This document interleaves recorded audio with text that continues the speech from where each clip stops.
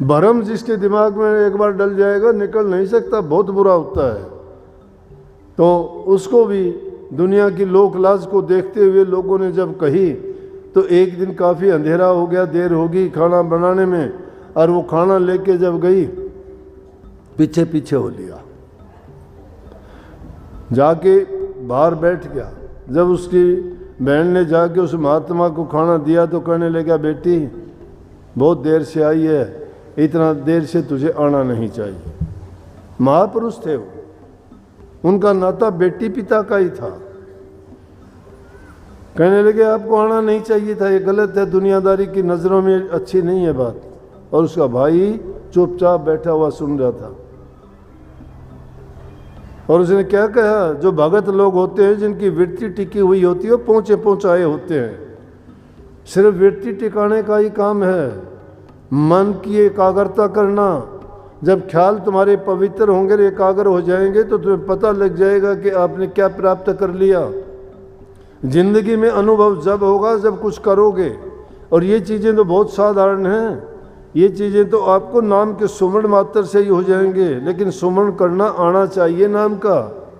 जब एकांत में जाते हो और जब विचार और ख्यालात में डूबते हो तो जो मंत्र दिया गया है उससे सिवाय आपका ख्याल ही नहीं होना चाहिए कुछ भी। और जब अपने असली सत्संग किया होता है, गुरु का दर्शन, गुरु की सेवा और गुरु का संग और गुरु के वचन की पालना, ये सत्संग है। और अपने गुरु का ध्यान, इसीलिए कही ध्यान मूर्ति गुरु मूलम। भक्ति का मूल ही गुरु का ध्यान है। वो ध्यान करते करते जब नाम का सुमरण करते हो तुम्हारी वृत्ति एकाग्र हो जाएगी।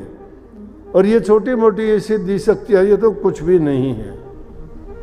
बस उसको मंसूरी को सब ज्ञान था कि तेरा भाई आया है।